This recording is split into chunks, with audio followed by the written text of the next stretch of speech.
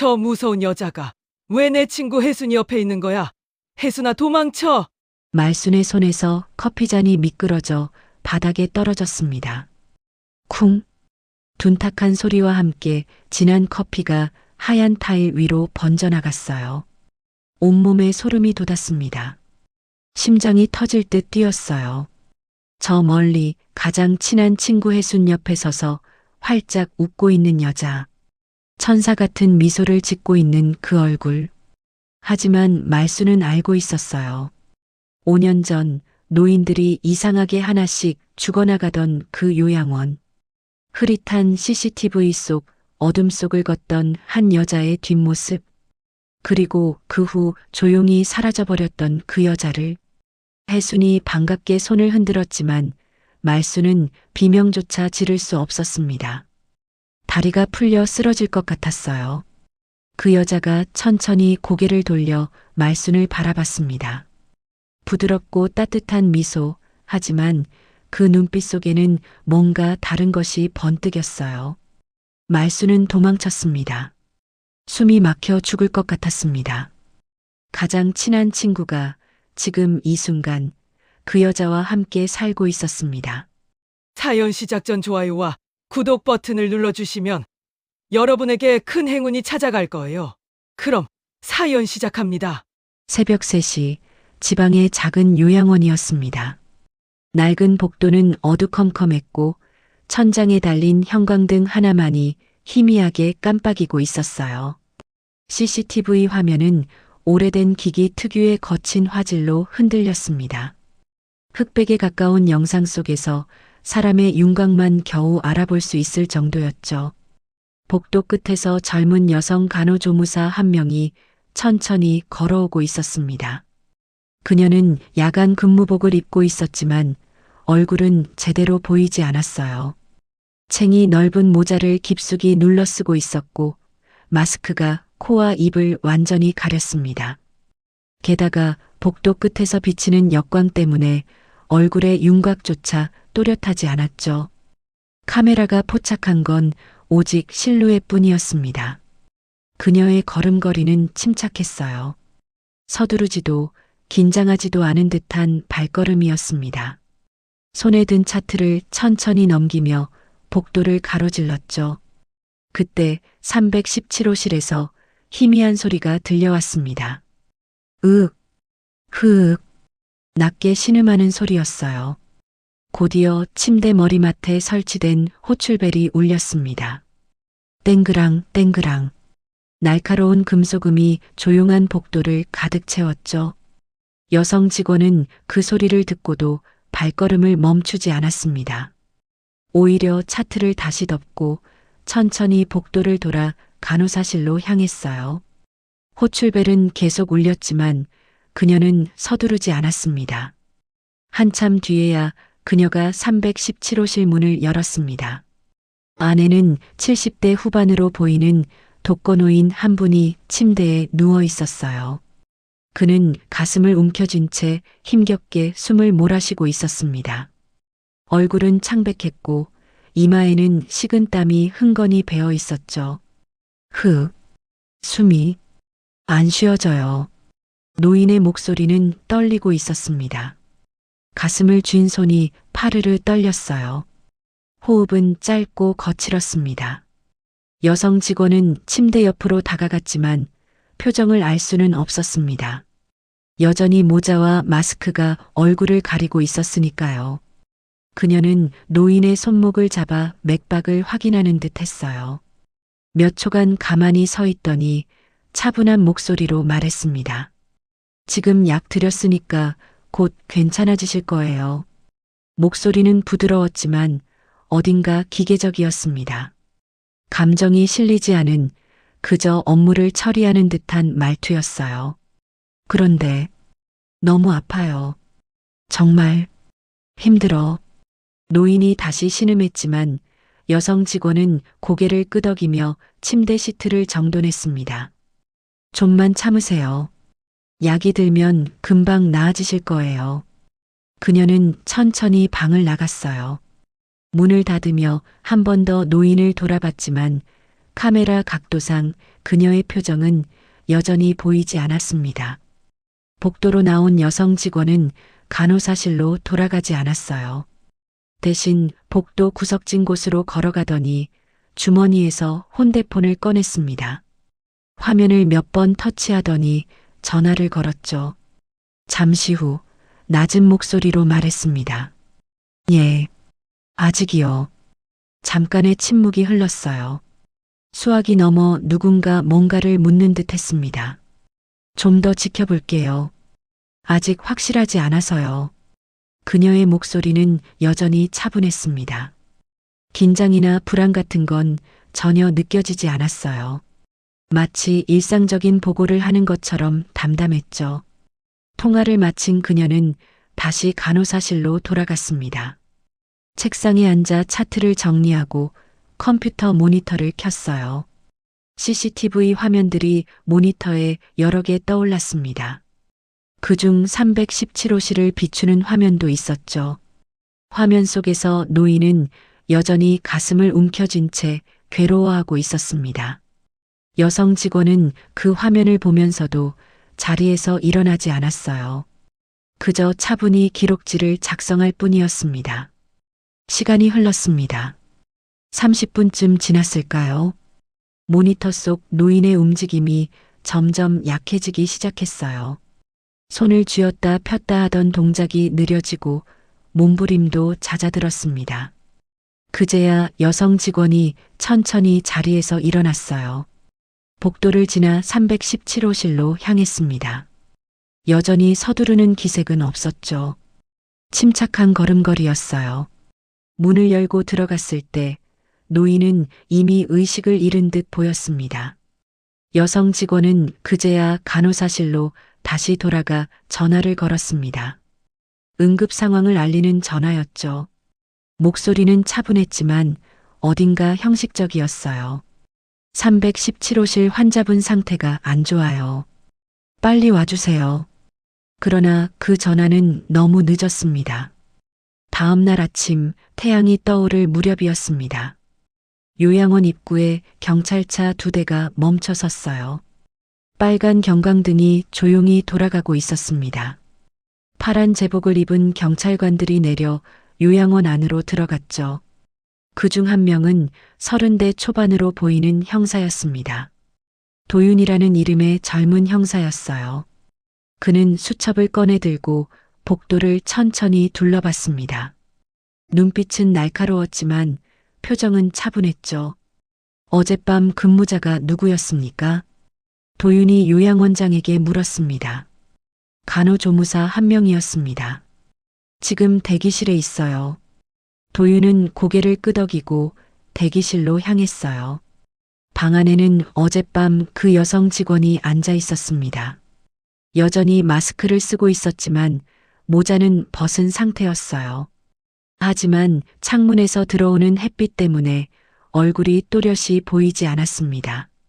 역광이 그녀를 가리고 있었죠. 어젯밤 상황을 설명해 주시겠습니까? 도윤이 조용히 물었습니다. 여성 직원은 차분하게 대답했어요. 환자분이 호출벨을 누르셔서 가봤어요. 가슴 통증을 호소하셔서 상비약을 드렸고 조금 지켜보다가 상태가 나빠지셔서 바로 연락드렸습니다. 목소리는 흔들림이 없었습니다. 긴장한 기색도 불안해하는 기색도 전혀 없었어요. 오히려 너무 침착했습니다. 도윤은 그녀를 바라보며 수첩에 뭔가를 적었어요. 펜을 쥔 손이 잠깐 멈췄습니다. CCTV 기록도 확인해 볼게요. 네, 그러세요. 여성 직원은 담담하게 대답했습니다. 도윤은 간호사실로 가서 어젯밤 영상을 확인했어요. 흐릿한 화면 속에서 여성 직원의 움직임이 보였습니다. 하지만 얼굴은 보이지 않았죠. 모자, 마스크, 역광. 그 모든 것이 그녀의 정체를 가렸습니다. 영상을 보던 도윤의 눈빛이 점점 날카로워졌어요. 뭔가 이상하다는 직감이 들었습니다. 하지만 명확한 증거는 없었죠. 형사님, 옆에 있던 동료 경찰관이 말했습니다. 검시 결과 나왔는데요. 심장마비로 추정된다고 합니다. 기저질환도 있으셨고요. 도윤은 침묵했습니다. 수첩을 덮으며 한숨을 내쉬었어요. 알겠습니다. 법적으로 명확한 증거가 없었습니다. 노인은 원래 심장 질환이 있었고 나이도 많았어요. 자연사로 처리될 가능성이 높았죠. 도윤은 다시 대기실로 돌아갔습니다. 일단 오늘은 이만 돌아가시죠. 추가로 필요한 게 있으면 연락드리겠습니다. 여성 직원은 고개를 숙여 인사했어요. 수고하셨습니다. 그녀는 가방을 들고 요양원을 나갔습니다. 뒷모습만 보였죠. 복도를 걸어나가는 그녀의 걸음은 여전히 차분했습니다. 도윤은 그녀의 뒷모습을 지켜보다가 다시 수첩을 펼쳤어요. 거기엔 이렇게 적혀 있었습니다. 용의자, 신원 확인 필요, 얼굴 미확인, 행동 패턴 수상, 증거 부족. 도윤은 그 페이지를 한참 바라보다가 천천히 수첩을 덮었습니다. 사건은 그렇게 미제로 남았어요. 아무도 그 여성 직원의 이름이 은하라는 것을 알지 못했습니다. 아무도 그녀의 얼굴을 제대로 보지 못했죠. 그녀는 그렇게 조용히 아무 흔적도 남기지 않고 사라졌습니다. 5년이 흘렀습니다. 따뜻한 햇살이 들어오는 아파트 거실이었어요. 커튼 사이로 부드러운 오후의 빛이 스며들고 있었습니다. 거실 한가운데 놓인 식탁에는 갓 끓인 된장찌개가 김을 피우고 있었죠. 어머님, 식사하세요. 은하가 밝은 목소리로 말했습니다. 그녀는 앞치마를 두른 채 주방에서 나와 식탁을 정리하고 있었어요. 30대 중반으로 보이는 그녀는 단정한 차림에 부드러운 미소를 띠고 있었습니다. 혜수는 소파에서 일어나 식탁으로 다가왔어요. 60 중반의 혜수는 머리를 단정하게 빗어 넘기고 있었고 표정은 편안했습니다. 오늘도 이렇게 차려주고 우리 며느리 손맛이 참 좋아. 혜순이 흐뭇하게 웃으며 말했습니다. 은하는 수저를 정갈하게 놓으며 고개를 살짝 숙였어요. 아니에요, 어머님. 제가 당연히 해야 할 일인걸요. 두 사람은 마주 앉아 식사를 시작했습니다. 된장찌개 냄새가 거실 가득 퍼졌어요. 창밖으로는 아파트 단지의 평화로운 풍경이 보였습니다. 민재는 오늘도 늦겠지? 혜순이 물었습니다. 네, 회사에 일이 많대요. 8시쯤 들어온다고 했어요. 은하가 대답했어요. 목소리는 차분했고 표정은 여전히 부드러웠습니다. 혜수는 고개를 끄덕이며 반찬을 집었어요. 잠시 침묵이 흘렀습니다. 숟가락과 젓가락이 그릇에 닿는 소리만 조용히 울렸죠. 우리 며느리 덕분에 민재가 편하게 일하는 것 같아. 집안일 하나도 신경 안 써도 되니까. 혜순이 다시 입을 열었습니다. 얼굴에는 만족스러운 표정이 가득했어요. 민재 씨가 열심히 일하시니까 제가 집안일을 챙기는 건 당연하죠. 은하는 여전히 미소를 지으며 대답했습니다. 그녀는 혜순의 빈 국그릇에 국을 더 떠다 주었어요. 손놀림은 능숙하고 세심했습니다. 식사가 끝나고 은하는 설거지를 시작했어요.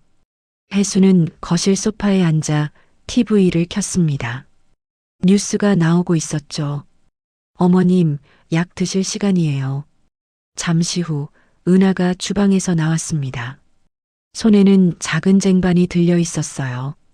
쟁반 위에는 약통 몇 개와 물컵이 놓여 있었습니다. 혜수는 TV에서 눈을 떼고 은하를 바라봤어요. 아이고, 깜빡할 뻔했네. 고마워. 은하는 쟁반을 거실 탁자에 내려놓고 약통을 하나씩 열었습니다. 흰색 알약 2개, 노란색 알약 하나, 그리고 작은 갈색 알약 하나를 꺼내 작은 접시에 담았어요. 혈압약이랑 소화제, 그리고 영양제예요. 꼭 드세요. 은하의 목소리는 다정했습니다. 그녀는 물컵을 혜순 앞으로 밀어주었어요. 혜수는 약을 집어 입에 넣고 물을 마셨습니다. 은하는 그 모습을 지켜보다가 만족스럽게 고개를 끄덕였죠. 어머님, 오늘 산책 가실래요? 날씨가 참 좋던데. 그래, 그럴까? 오래 앉아 있으니까 다리가 좀 뻐근하네. 두 사람은 함께 현관으로 향했습니다.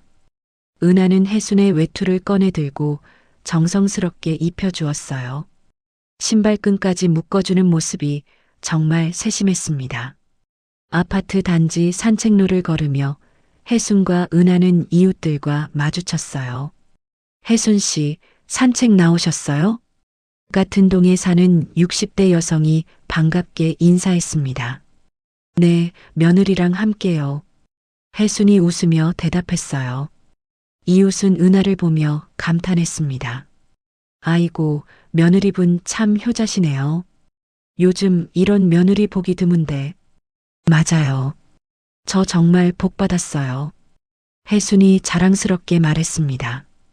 은하는 수줍게 웃으며 고개를 숙였어요. 아니에요. 제가 당연히 해야 할 일인걸요. 이웃은 몇 마디 더 칭찬을 늘어놓고는 자리를 떠났습니다. 혜순과 은하는 계속 걸었어요. 단지 안 작은 공원에는 벤치가 몇 개 놓여 있었고 나무들이 바람에 흔들리고 있었습니다. 여기 앉아서 좀 쉴까? 혜순이 말했고 두 사람은 벤치에 나란히 앉았습니다. 잠시 침묵이 흘렀어요. 은하는 가방에서 핸드크림을 꺼내 혜순의 손에 발라주었습니다.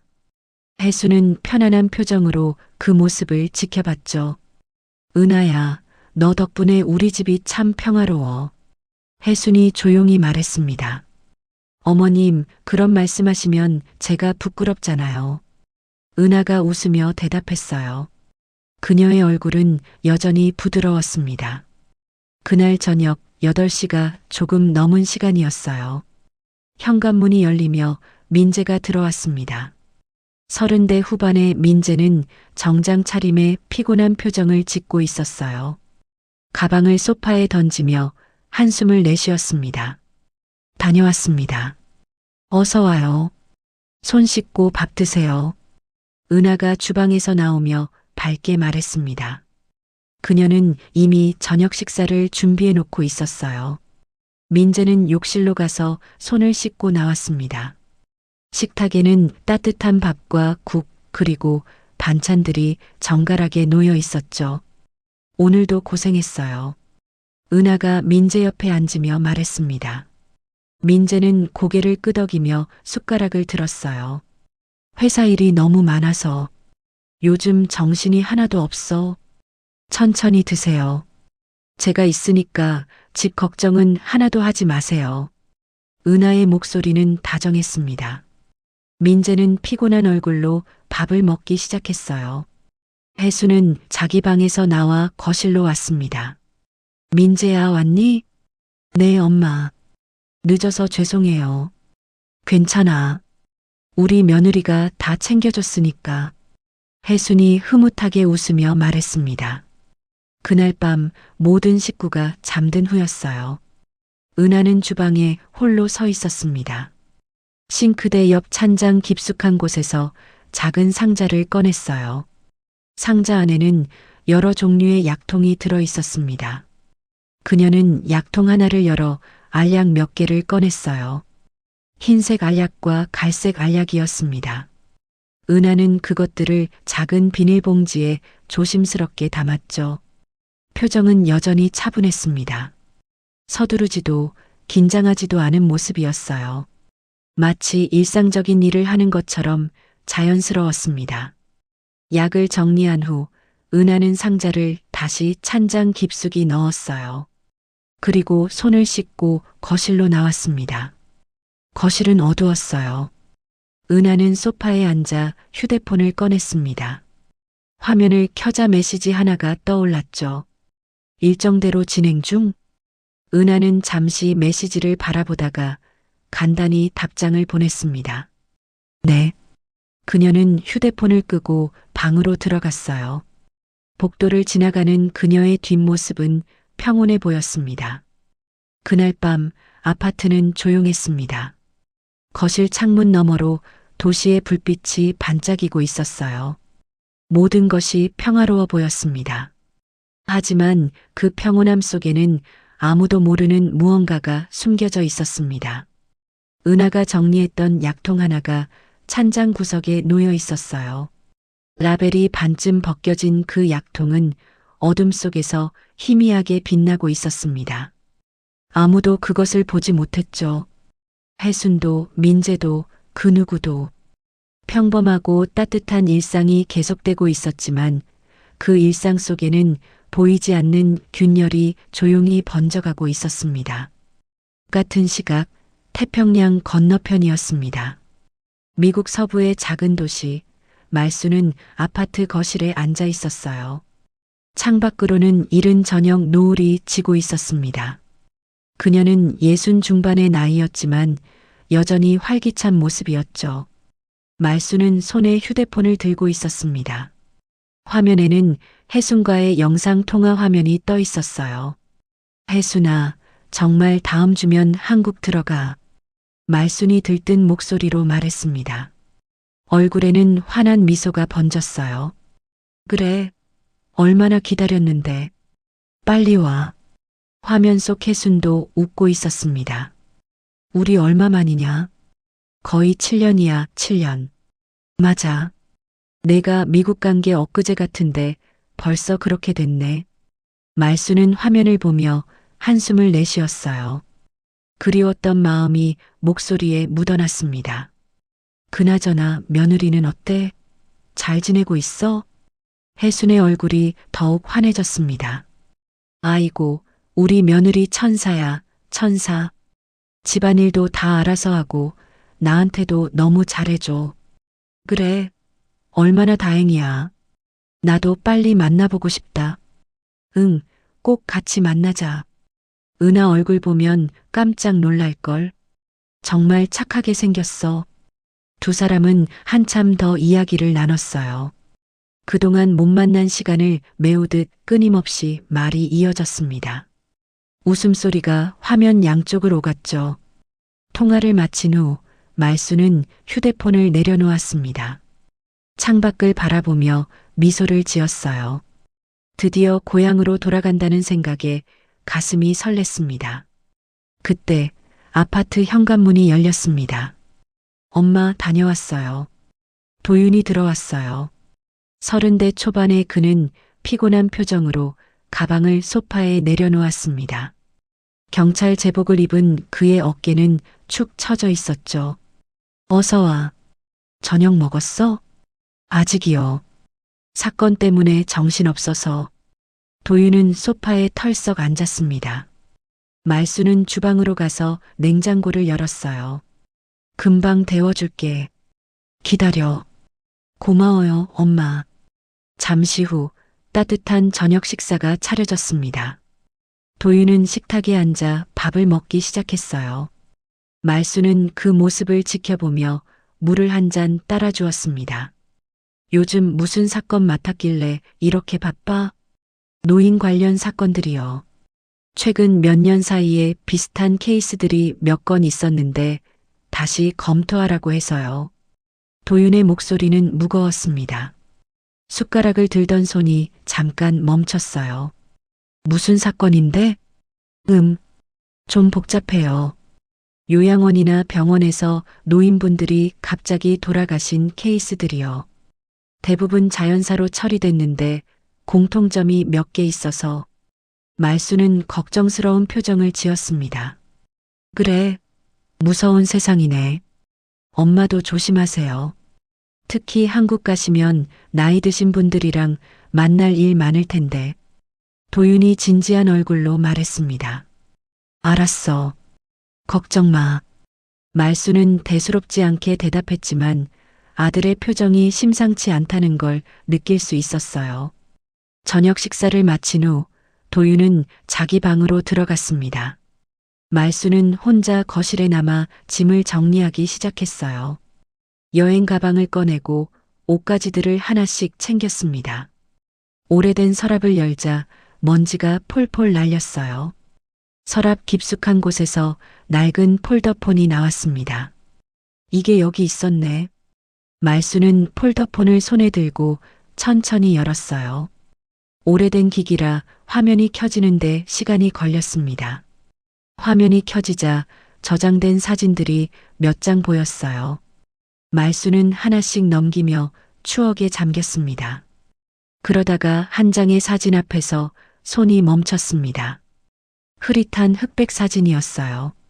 CCTV 화면을 찍은 듯한 사진이었죠. 복도를 걷고 있는 여성의 뒷모습이 보였습니다. 모자를 쓰고 마스크를 낀 모습이었어요. 이게 뭐였더라? 말수는 고개를 갸우뚱했습니다. 기억이 희미했어요. 언제 저장했는지도 잘 기억나지 않았습니다. 사진을 확대해 보려 했지만 오래된 폴더폰은 기능이 제한적이었어요. 화질도 너무 나빠서 얼굴은 전혀 알아볼 수 없었습니다. 도윤이가 보여줬던 건가? 희미한 기억이 떠올랐습니다. 몇 년 전 도윤이 한국에 있을 때 뭔가 사건 이야기를 하며 보여줬던 것 같았어요. 하지만 정확히 무슨 사건이었는지는 기억나지 않았습니다. 말수는 잠시 사진을 바라보다가 고개를 저었어요. 뭐 중요한 건 아니겠지. 그녀는 폴더폰을 다시 서랍에 넣었습니다. 짐을 다 정리하고 나서 거실 소파에 앉아 한숨을 내쉬었어요. 창밖으로는 어둠이 깔리고 있었습니다. 도시의 불빛들이 하나둘 켜지기 시작했죠. 말수는 달력을 보며 날짜를 세었습니다. 이제 정말 며칠 남지 않았어요. 곧 한국으로 돌아갑니다. 드디어 혜순이도 만나고 며느리도 보고 말수는 혼잣말을 하며 미소를 지었습니다. 그날 밤 도윤은 방에서 노트북을 켜고 있었어요. 화면에는 여러 사건 파일들이 떠 있었습니다. 그중 하나를 클릭하자 오래된 사건 기록이 나타났습니다. 5년 전 요양원 사건이었죠.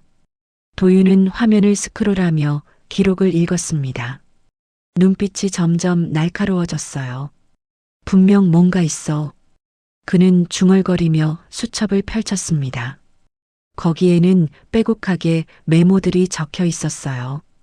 용의자 신원 미확인, 얼굴 확인 불가, 행동 패턴 의심, 보험금 수령 정황. 도윤은 펜을 들고 메모를 더 추가했습니다.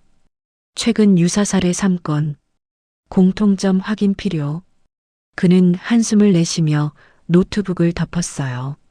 창밖을 바라보는 그의 눈빛에는 불안함이 서려 있었습니다. 다음 날 아침 말수는 일찍 일어났습니다. 주방에서 커피를 내리며 창밖을 바라봤어요. 맑은 아침이었습니다. 이제 정말 며칠 안 남았네. 그녀는 달력에 표시된 날짜를 보며 설렘을 감추지 못했습니다. 한국행 비행기 티켓은 이미 출력되어 테이블 위에 놓여 있었어요. 도윤이 방에서 나왔습니다. 아침 일찍 출근 준비를 하고 있었죠. 엄마, 전 먼저 나갈게요. 그래, 조심해서 다녀와. 도윤은 현관으로 향하다가 잠깐 멈췄습니다. 뒤를 돌아보며 말했어요. 엄마, 한국 가시면 정말 조심하세요. 모르는 사람이 주는 음식이나 약 같은 거 함부로 먹지 마시고. 알았어, 알았어. 너무 걱정하지 마. 말수는 웃으며 손을 흔들었습니다. 하지만 도윤의 표정은 여전히 진지했어요. 진짜예요. 요즘 세상이 예전 같지 않아요. 그래, 알겠어. 잘 다녀와. 도윤이 나간 후 말수는 혼자 남았습니다. 커피를 한 모금 마시며 생각에 잠겼어요. 아들의 말이 마음에 걸렸지만 곧 고개를 저었습니다. 뭐 그렇게까지 조심할 일이 있겠어? 그녀는 다시 짐을 확인하기 시작했습니다. 가방 안에 여권과 티켓을 꼼꼼히 챙겼어요. 창밖으로는 아침 햇살이 밝게 비치고 있었습니다. 말수는 미소를 지으며 혼잣말을 했어요. 혜순아, 이제 곧 만나자. 그녀는 오랜 친구와의 재회를 손꼽아 기다리고 있었습니다. 하지만 그녀는 아직 몰랐어요. 그 재회가 어떤 충격을 가져올지, 그리고 그 순간이 얼마나 가까이 다가왔는지. 말수는 아무것도 모른 채 행복한 마음으로 귀국을 준비하고 있었습니다. 일주일 후 한국이었습니다. 토요일 오후 2시 대형마트는 주말을 맞아 사람들로 북적였어요. 카트를 끄는 소리와 아이들의 웃음소리가 뒤섞여 시끄러웠습니다. 혜순과 은하는 함께 장을 보러 나왔어요. 혜순은 카트를 밀고 있었고 은하는 그 옆을 걸으며 쇼핑 목록을 확인하고 있었습니다.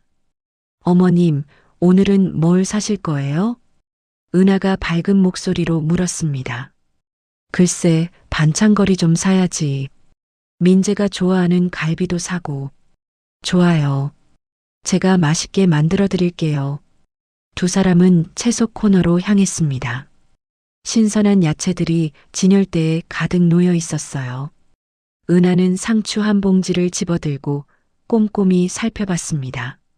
같은 시각 마트 입구 쪽에서는 말순이 막 들어오고 있었어요.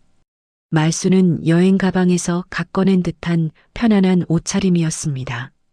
손에는 작은 장바구니를 들고 있었죠. 얼굴에는 피곤함이 묻어났지만 입가에는 미소가 걸려 있었어요. 한국 마트는 역시 다르네. 말수는 혼잣말을 하며 과일 코너로 걸어갔습니다. 싱싱한 과일들을 보며 하나씩 골랐어요. 그녀는 사과 몇 개를 담고 천천히 마트 안쪽으로 이동했습니다. 그때였습니다. 저 멀리 채소 코너에서 익숙한 뒷모습이 보였어요. 말순의 발걸음이 멈췄습니다. 저건 혜순이 아냐? 말순은 눈을 가늘게 뜨고 확인했습니다. 맞았어요. 혜순이었습니다. 말순의 얼굴이 환해졌어요. 손을 들어 흔들려던 순간이었습니다. 혜순 옆에 서 있던 여성이 고개를 돌렸습니다. 30대 중반으로 보이는 그녀는 단정한 옷차림에 부드러운 인상을 가지고 있었어요. 혜순과 무언가 이야기를 나누며 웃고 있었습니다.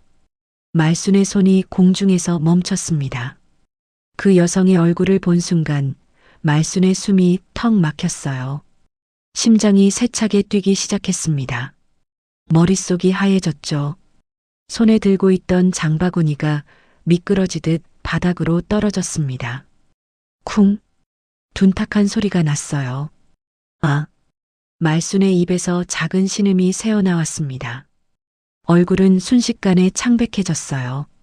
다리가 후들후들 떨렸습니다. 그 얼굴, 어디서 본 얼굴이었습니다. 분명히 본 적이 있었어요. 하지만 어디서였을까요? 말순은 필사적으로 기억을 더듬었습니다. 그때 뇌리를 스치는 이미지가 있었습니다. 흐릿한 CCTV 화면, 복도를 걷는 여성의 뒷모습, 모자와 마스크로 가려진 얼굴, 그리고 도윤이 했던 말. 엄마, 조심하세요. 특히 나이 드신 분들이랑 만날 일 많으면. 말순의 온몸에 소름이 돋았습니다. 손끝이 차가워졌어요. 숨쉬기가 힘들었습니다. 설마. 그녀는 중얼거리며 뒷걸음질 쳤습니다. 혜순이 말순을 발견했어요. 말순아. 혜순이 환하게 웃으며 손을 흔들었습니다. 말순 쪽으로 다가오기 시작했죠. 은하도 고개를 돌려 말순을 바라봤습니다. 그녀의 얼굴에도 미소가 번졌어요. 부드럽고 따뜻한 미소였습니다. 하지만 말순의 눈에는 그 미소가 전혀 다르게 보였습니다. 차갑고 계산적이고 무언가를 숨기고 있는 듯한 미소로 느껴졌어요. 말순아, 왜 그래? 안색이 왜 그래? 혜순이 다가와 물었습니다. 걱정스러운 표정이었어요. 말순은 입술을 떨며 대답했습니다. 내가 말이 제대로 나오지 않았습니다. 목이 막힌 것처럼 답답했어요. 은하가 한 걸음 다가왔습니다. 처음 뵙겠습니다. 저는 혜순 어머님의 며느리 은하예요. 은하는 공손하게 인사했습니다. 목소리는 부드러웠고 태도는 정중했어요. 완벽한 며느리의 모습이었습니다. 하지만 말수는 그 손을 잡을 수 없었습니다. 아, 미안해. 나 급한 일이 있어서. 말수는 황급히 몸을 돌렸습니다. 바닥에 떨어진 장바구니는 그냥 둔 채였어요. 비틀거리며 마트 출구 쪽으로 걸어갔습니다. 말수나, 어디가? 혜순이 뒤에서 불렀지만 말수는 돌아보지 않았습니다. 걸음은 점점 빨라졌고 마침내 뛰다시피 마트를 빠져나갔어요.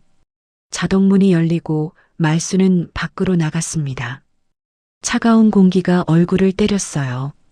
하지만 식은땀은 멈추지 않았습니다. 말수는 주차장 한 구석으로 걸어가 벽에 기댔습니다. 가슴을 쓸어내리며 거친 숨을 몰아쉬었어요. 하느님, 저게 맞아? 손이 파르르 떨렸습니다. 휴대폰을 꺼내려 했지만 손이 너무 떨려서 제대로 잡히지 않았어요. 마트 안에서는 혜순이 멍하니 서 있었습니다. 이상하네. 말순이가 왜 저래? 혜순은 고개를 갸우뚱했어요. 은하는 옆에서 차분하게 말했습니다. 오랜만에 만나셔서 놀라셨나 봐요. 괜찮으실 거예요. 그런가? 피곤해 보이긴 했어. 혜순은 여전히 걱정스러운 표정이었지만 곧 고개를 끄덕였습니다. 은하는 바닥에 떨어진 장바구니를 주워들었어요. 그리고 혜순에게 건넸습니다. 어머님, 저 장바구니 제가 가져다 드릴까요? 친구분 집 아시죠? 아, 그래. 나중에 내가 전화해서 가져다 줄게. 네, 그러세요. 은하는 다시 밝게 웃었습니다. 그리고 카트를 밀며 말했어요. 그럼 장 계속 볼까요? 그래, 그러자. 두 사람은 다시 쇼핑을 시작했습니다. 은하의 표정은 여전히 평온했어요. 아무 일도 없었다는 듯 자연스러웠습니다. 하지만 은하가 상추를 집어드는 손은 살짝 긴장되어 있었습니다. 눈빛도 잠깐 날카로워졌다가 다시 부드러워졌어요. 그녀는 혜순이 보지 않는 순간 깊게 숨을 내쉬었습니다. 주차장에서 말수는 간신히 휴대폰을 꺼냈어요. 손이 떨려서 화면을 제대로 터치하기 힘들었습니다. 도윤의 번호를 찾아 전화를 걸었어요. 신호음이 길게 울렸습니다. 엄마, 무슨 일이세요? 도윤의 목소리가 들렸습니다. 말수는 떨리는 목소리로 말했어요. 도윤아, 나 방금 혜순이 며느리를 봤어. 네, 그게 무슨, 그 얼굴, 어디서 본 얼굴 같아. 내가 예전에 보여줬던 그 사진 속 사람 같아. 전화 너머로 침묵이 흘렀습니다. 잠시 후 도윤의 목소리가 다시 들렸어요. 이번엔 긴장된 목소리였습니다. 엄마, 확실해요? 잘 모르겠어. 하지만 그 느낌이 너무 이상했어. 얼굴을 보는 순간 온몸이 얼어붙는 것 같았어. 말순의 목소리는 계속 떨리고 있었습니다. 엄마, 지금 어디세요? 제가 바로 갈게요. 마트 주차장이야. 하지만 도윤아. 네, 엄마. 혹시 내가 착각한 걸까? 말수는 불안한 목소리로 물었습니다. 자신의 기억을 의심하기 시작했어요. 일단 만나서 얘기해요. 움직이지 말고 거기 계세요. 전화가 끊어졌습니다. 말수는 휴대폰을 쥔 채 벽에 기댄 채로 서 있었어요. 다리에 힘이 풀려 주저앉고 싶었지만 간신히 버텼습니다. 하늘은 맑았지만 말순의 마음속은 먹구름이 잔뜩 끼어 있었습니다. 제발 내가 착각이기를. 말순은 간절히 기도했습니다. 하지만 가슴속 깊은 곳에서는 알고 있었어요. 그것이 착각이 아니라는 것을, 그리고 무언가 끔찍한 일이 벌어지고 있다는 것을. 주차장 저편으로 혜순과 은하가 카트를 밀고 나오는 모습이 보였습니다. 말수는 재빨리 몸을 숨겼어요. 심장이 미친 듯이 뛰었습니다. 두 사람이 차에 짐을 싣고 떠나는 모습을 지켜보며 말수는 눈을 감았습니다. 혜순아, 너는 아직 모르는 거구나. 말순의 눈가에 눈물이 맺혔습니다. 사흘이 지났습니다. 조용한 카페, 오후 3시였어요. 창밖으로는 가을 햇살이 부드럽게 들어오고 있었습니다. 카페 안은 한산했고 조용한 음악이 흘러나오고 있었죠. 혜수는 창가 자리에 앉아 커피를 홀짝이고 있었습니다. 표정은 편안했지만 어딘가 걱정스러운 기색이 묻어났어요. 현관문이 열리며 말순이 들어왔습니다. 말순의 얼굴은 사흘 전보다 더 수척해 보였어요. 눈 밑에는 다크서클이 짙게 깔려 있었고 걸음걸이도 불안정했습니다. 혜순아, 말순이 작은 목소리로 불렀습니다. 왔어? 여기 앉아. 혜순이 자리를 권했어요. 말순은 천천히 의자에 앉았습니다. 손이 미세하게 떨리고 있었죠. 커피 시킬까? 아니, 괜찮아.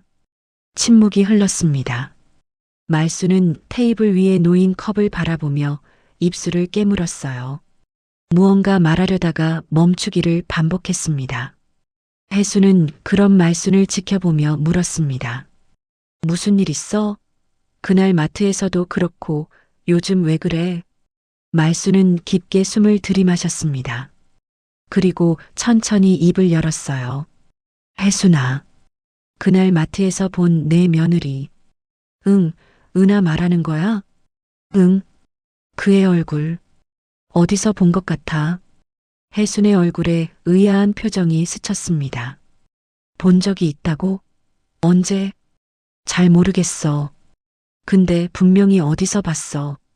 그 느낌이. 말순의 목소리는 떨리고 있었습니다. 손가락으로 컵을 만지작거리며 시선을 피했어요. 느낌이 어떻게? 혜순이 조금 더 진지한 표정으로 물었습니다. 이상했어. 그 얼굴을 보는 순간 온몸이 얼어붙는 것 같았어. 마치 무슨 경고 같은 거? 말수는 자신이 하는 말이 얼마나 터무니없이 들리는지 알고 있었습니다. 그래서 더욱 조심스러웠어요. 혜수는 잠시 말이 없었습니다. 커피잔을 들어 한 모금 마시고는 천천히 입을 열었어요. 말수나, 너 피곤해서 그런 거 아냐? 장거리 비행하고 시차 적응도 안 됐잖아. 아니야. 그게 아니라, 은하는 정말 착한 애야.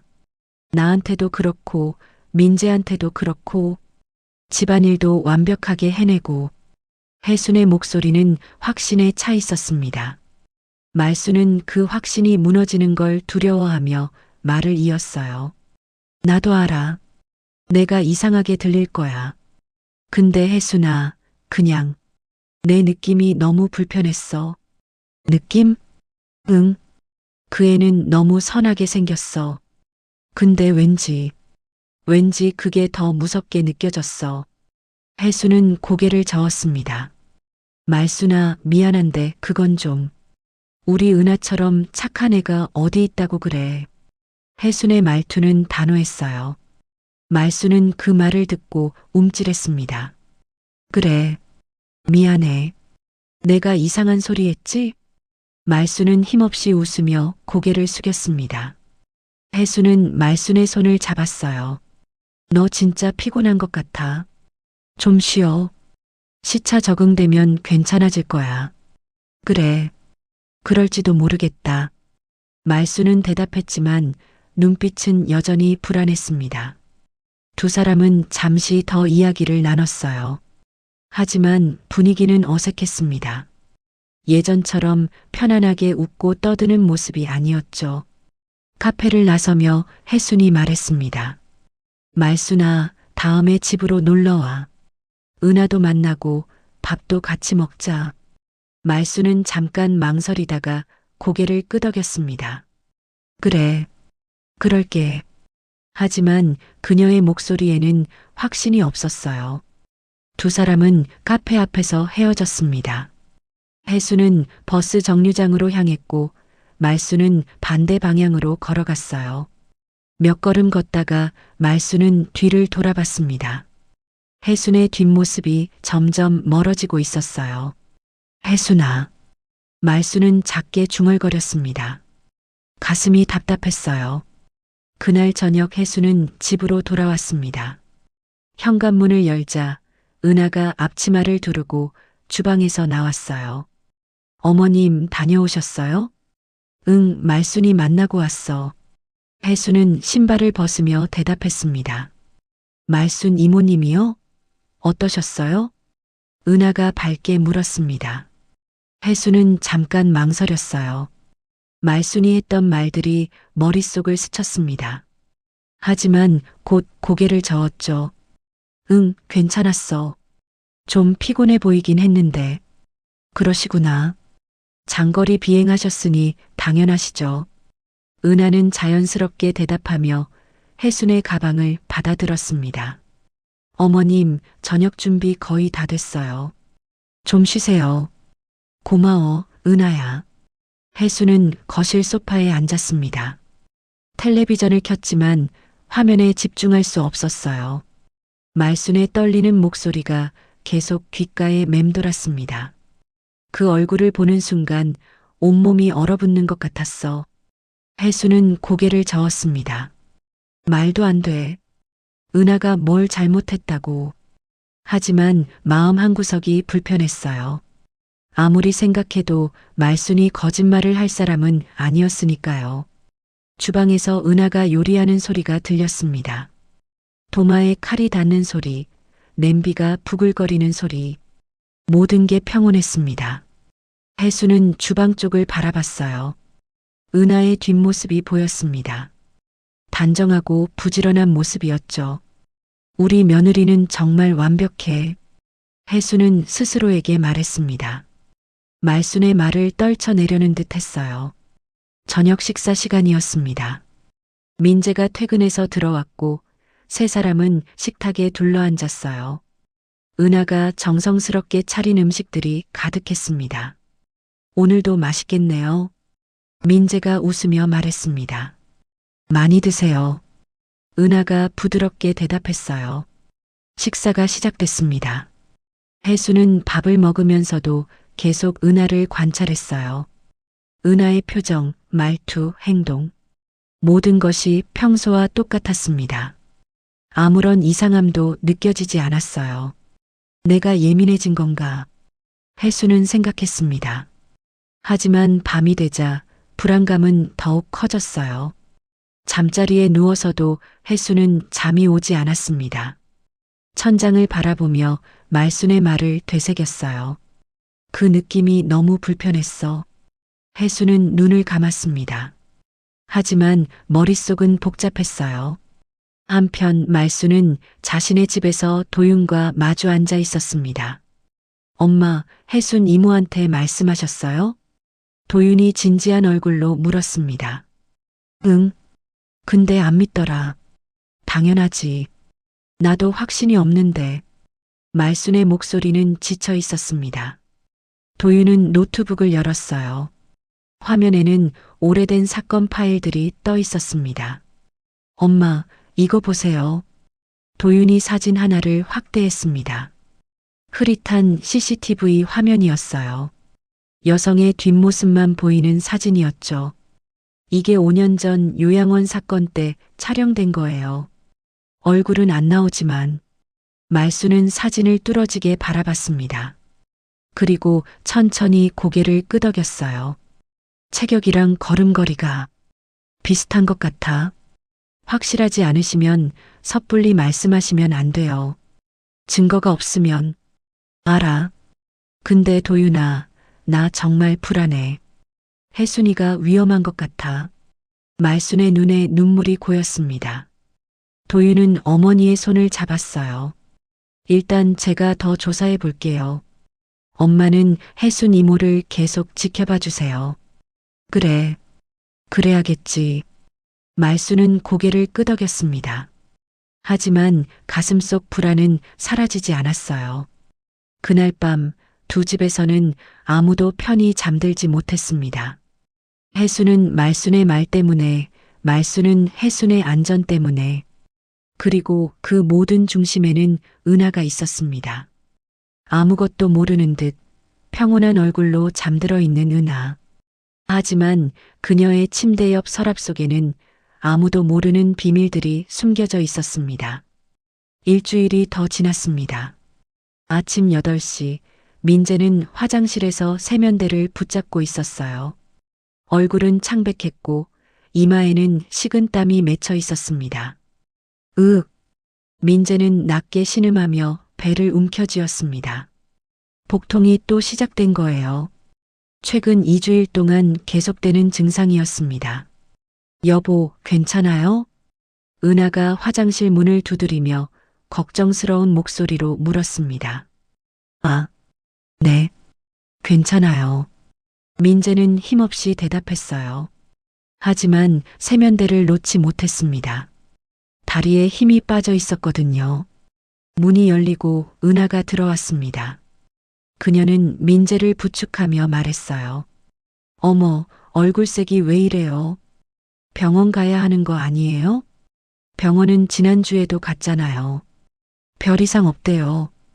그래도 이렇게 계속 아프면. 은하의 목소리는 걱정으로 가득했습니다. 그녀는 민재를 거실 소파까지 부축해서 앉혔어요. 일단 약 드세요. 제가 소화제 가져올게요. 은하는 주방으로 향했습니다. 찬장을 열고 약통을 꺼냈어요. 흰색 알약 2개를 손바닥에 올려놓고 물컵을 준비했습니다. 여기요. 천천히 드세요. 민재는 약을 받아 삼켰습니다. 은하는 그 모습을 지켜보며 등을 쓰다듬어 주었어요. 오늘은 회사 쉬는 게 어때요? 안 돼요. 중요한 회의가 있어서. 민재는 고개를 저었습니다. 하지만 얼굴에는 여전히 고통이 서려 있었어요. 혜순이 방에서 나왔습니다. 민재야, 또 아프니? 괜찮아요, 엄마. 곧 나아질 거예요. 병원에서 뭐래? 원인을 못 찾았다며? 혜순의 목소리에는 불안이 섞여 있었습니다. 네. 스트레스성 위염일 수도 있대요. 민재는 힘없이 웃으며 대답했어요. 은하가 끼어들었습니다. 어머님도 요즘 어지러우시다고 하셨잖아요. 저희 가족이 다 건강이 안 좋네요. 그러게 말이야. 나이가 들어서 그런가. 혜수는 한숨을 쉬며 소파에 앉았습니다. 사실 최근 며칠 동안 혜순도 계속 현기증을 느끼고 있었어요. 갑자기 시야가 흐려지거나 걸을 때 비틀거릴 때가 있었습니다. 어머님, 아침 드세요. 제가 미역국 끓였어요. 은하가 밝게 말하며 식탁을 차렸습니다. 식탁에는 따뜻한 미역국과 밥, 그리고 여러 반찬들이 놓여 있었어요. 은하는 혜순과 민재 앞에 정성스럽게 국그릇을 놓았습니다. 많이 드세요. 몸에 좋은 거예요. 세 사람은 식사를 시작했습니다. 혜순은 국물을 한 숟가락 떠먹다가 잠깐 멈췄어요. 뭔가 이상한 맛이 느껴졌습니다. 아주 미세하게 쌉싸름한 뒷맛이 있었어요. 은하야, 이 국에 뭐 넣었니? 혜순이 물었습니다. 미역이랑 소고기, 그리고 참기름이요. 왜요? 맛이 이상해요? 은하가 순수한 표정으로 물었습니다. 아니, 그냥 평소랑 좀 다른 것 같아서. 아, 오늘 새로 산 참기름 썼어요. 그래서 그럴 수도 있겠네요. 은하는 자연스럽게 대답하며 웃었어요. 혜수는 더 이상 묻지 않았습니다. 하지만 마음 한구석이 불편했어요. 그 쌉싸름한 맛이 계속 입안에 맴돌았습니다. 민재는 출근 준비를 하고 집을 나섰습니다. 비틀거리는 걸음으로 현관문을 나서는 모습이 안쓰러워 보였어요. 혜순과 은하만 집에 남았습니다.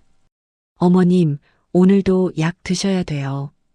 은하가 주방에서 쟁반을 들고 나왔습니다. 여러 개의 약통과 물컵이 놓여 있었어요. 혜수는 쟁반을 바라봤습니다. 평소처럼 약들이 작은 접시에 담겨 있었어요. 흰색 알약, 노란색 알약, 그리고 작은 갈색 알약. 은하가 약통을 하나씩 열며 설명했습니다. 혈압약이랑 소화제, 그리고 영양제예요. 혜수는 약을 바라보다가 문득 이상한 느낌이 들었습니다.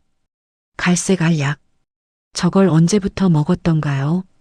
기억이 잘 나지 않았어요. 은하야, 이 갈색 알약은 뭐니? 영양제예요. 어머님 면역력에 좋대요. 언제부터 먹었더라? 한 달쯤 됐을 거예요. 은하의 대답은 자연스러웠습니다. 하지만 혜수는 뭔가 찝찝했어요. 약을 먹으려다가 혜수는 손이 멈췄습니다. 그리고 조심스럽게 물었어요. 은하야, 나 오늘은 약 안 먹으면 안 될까? 속이 좀 안 좋아서. 은하의 표정이 미세하게 굳었습니다. 아주 짧은 순간이었지만 혜수는 그걸 놓치지 않았어요. 어머님, 약은 꼭 드셔야 돼요. 안 그러면 혈압이 올라갈 수 있어요. 은하의 목소리는 여전히 부드러웠지만 평소보다 조금 더 강한 어조였습니다. 그래. 그럼 먹어야지. 혜수는 약을 집어들었습니다. 하지만 입에 넣기 직전 갑자기 손이 미끄러졌어요. 약이 바닥에 떨어졌습니다. 알약들이 사방으로 굴러갔죠. 아이고, 미안해. 혜순이 허리를 굽혀 약을 주우려 했습니다. 은하도 재빨리 몸을 숙였어요. 어머님, 제가 할게요. 은하는 빠르게 약들을 주었습니다. 그리고 다시 주방으로 가서 새 약을 꺼내왔어요. 다시 드릴게요. 이번엔 조심하세요. 혜수는 약을 받아들었습니다. 은하가 잠깐 주방으로 돌아간 틈에 혜수는 조심스럽게 갈색 알약 하나를 손바닥에 쥐었어요. 그리고 나머지 약만 삼켰습니다. 다 드셨어요? 은하가 돌아와 물었습니다. 응, 다 먹었어. 혜수는 빈 컵을 내려놓으며 대답했어요. 손바닥에 쥔 알약이 촉촉하게 땀에 젖어가고 있었습니다. 은하는 쟁반을 들고 다시 주방으로 갔습니다. 혜수는 재빨리 손바닥에 알약을 옷주머니에 넣었어요. 심장이 빠르게 뛰었습니다. 내가 왜 이러는 거지? 혜수는 스스로에게 물었습니다. 하지만 답은 나오지 않았어요. 오후가 되었습니다. 은하는 빨래를 널고 있었고 혜수는 거실 소파에 앉아 있었어요. 텔레비전은 켜져 있었지만 혜수는 화면을 보지 않았습니다. 주머니 속 알약이 자꾸 신경 쓰였어요. 은하가 베란다에 나간 틈을 타 혜수는 조심스럽게 알약을 꺼냈습니다. 손가락으로 만지작거리다가 코에 가까이 대어 냄새를 맡았어요. 이상한 냄새가 났습니다. 화학적이고 쌉싸름한 냄새. 영양제 냄새와는 달랐어요. 혜순의 손이 떨리기 시작했습니다. 설마. 그때 베란다 문이 열렸습니다. 은하가 들어오고 있었어요. 혜순은 재빨리 알약을 주머니에 다시 넣었습니다.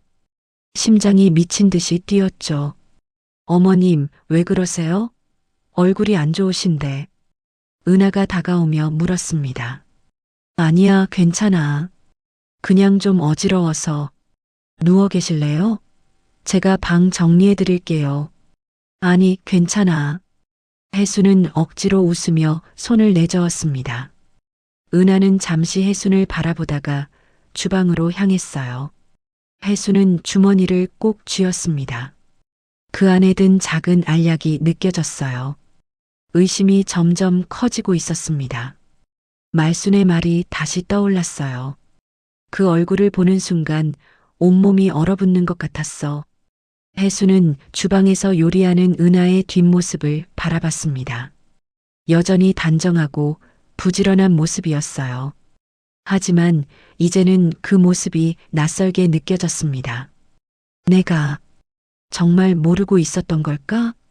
혜순의 가슴 속에서 불안이 스멀스멀 올라왔습니다. 그날 밤 혜순은 잠들지 못했어요.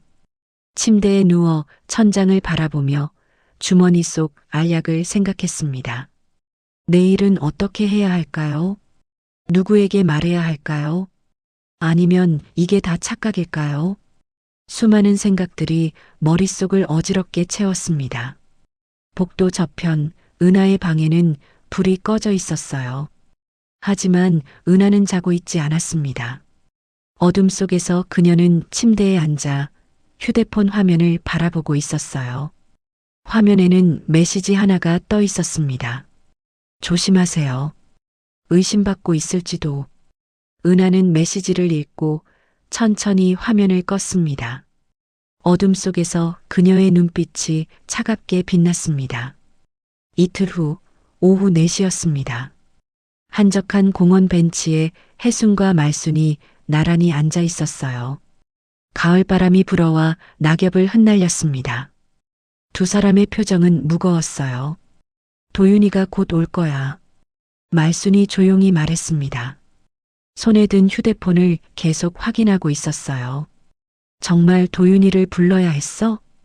혜순의 목소리는 떨리고 있었습니다. 불안한 기색이 역력했죠. 혜순아, 이건 혼자 감당할 문제가 아니야. 도윤이는 형사야. 전문가의 의견이 필요해. 말순은 혜순의 손을 꼭 잡았습니다. 혜순은 주머니에서 작은 비닐봉지를 꺼냈어요. 안에는 며칠 전 몰래 감춘 갈색 알약이 들어 있었습니다. 이걸 정말 분석해 봐야 할까? 응, 그래야 해. 두 사람의 대화는 거기서 끊어졌습니다. 침묵이 흘렀어요. 잠시 후 공원 입구 쪽에서 도윤이 걸어오고 있었습니다. 정장 차림의 그는 주변을 살피며 천천히 다가왔어요. 이모, 안녕하세요. 도윤이 혜순에게 공손하게 인사했습니다. 어서 와, 도윤아. 혜순은 힘없이 웃으며 대답했어요. 도윤은 두 사람 옆에 앉았습니다. 얼굴은 진지했고 눈빛은 날카로웠어요. 엄마한테 들었어요. 며느리분에 대해서. 응. 혜순은 고개를 끄덕였지만 말을 이어가지 못했습니다. 말순이 대신 입을 열었어요. 도윤아, 5년 전 그 요양원 사건 기억하지? 네, 물론이죠. 도윤의 표정이 더욱 굳어졌습니다. 그때 용의자가 누구였는지, 이름이 뭐였어? 신원 확인이 완전히 안 됐었어요. 하지만 기록에는 성만 나와 있었죠. 김 씨였어요. 혜순의 얼굴이 창백해졌습니다. 며느리의 성도 김 씨였으니까요. 도윤은 가방에서 서류 몇 장을 꺼냈습니다. 오래된 사건 기록이었어요. 이모, 제가 간단하게 설명드릴게요. 도윤이 조심스럽게 말을 시작했습니다. 5년 전 지방의 한 요양원에서 노인분들이 연속으로 돌아가셨어요. 3개월 동안 4분이었죠. 혜순은 숨을 죽이고 들었습니다. 처음엔 자연사로 보였어요. 모두 고령이셨고 기저질환도 있으셨으니까요. 도윤은 서류를 넘기며 계속 말했어요. 하지만 공통점이 있었어요. 모두 같은 야간 근무 직원이 담당했던 날 돌아가셨죠. 그 직원이, 네, 젊은 여성 간호조무사였어요. 이름은 확인이 안 됐지만 성은 김 씨였고 도윤은 잠시 멈췄습니다. 그리고 조심스럽게 말을 이었어요. 가장 중요한 건 그 직원이 너무 침착했다는 거예요. 노인이 돌아가셨는데도 전혀 당황하지 않았어요. 혜순의 손이 떨렸습니다. 은하의 모습이 떠올랐어요. 항상 침착하고 완벽한 그녀의 모습이. 그리고 보험금 문제가 있었어요. 보험금? 네. 돌아가신 노인분들 중 몇 분은 직원을 수익자로 지정한 보험이 있었어요. 정황상 의심스러웠지만 도윤은 한숨을 내쉬었습니다. 증거가 없었어요. CCTV 화면도 흐릿했고 얼굴도 확인이 안 됐어요. 독극물 검사도 음성이었고요. 그럼 어떻게 됐어? 말순이 물었습니다. 사건은 미제로 남았어요. 그 직원도 곧 사라졌고요. 침묵이 흘렀습니다. 바람 소리만 들렸어요. 혜수는 떨리는 손으로 비닐봉지를 꺼냈습니다. 도윤아, 이게 우리 며느리가 준 약이야. 영양제라고 했는데. 도윤은 조심스럽게 비닐봉지를 받았습니다. 알약을 자세히 살펴봤어요. 이모, 이거 언제부터 드셨어요? 한 달쯤 된 것 같아. 정확히는 모르겠어. 민재는요? 아드님도 드셨나요? 아니, 민재는 따로 약을 먹어. 은하가 챙겨주는데. 요즘 민재 상태가 안 좋아. 혜순의 목소리가 떨렸습니다. 어떻게 안 좋으신데요? 어지럼증이랑 복통이 심해. 병원에 가도 원인을 못 찾았어. 도윤의 얼굴이 굳어졌습니다. 뭔가 심각한 표정이었어요.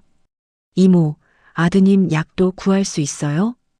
그건 은하가 다 관리해서 최대한 빨리 구해주세요. 제가 분석을 의뢰할게요. 도윤은 알약을 조심스럽게 작은 증거 봉투에 넣었습니다. 혜수는 눈물이 고였어요. 도윤아, 나 정말 모르고 있었어. 우리 며느리가 그럴 사람이라고는. 이모, 아직 확실한 건 아니에요. 도윤이 차분하게 말했습니다. 하지만 조심하셔야 해요. 만약 정말 그 사람이 맞다면. 도윤은 말을 잇지 못했습니다. 대신 혜순의 어깨를 가볍게 두드렸어요. 일단 약 분석 결과를 기다려봐요.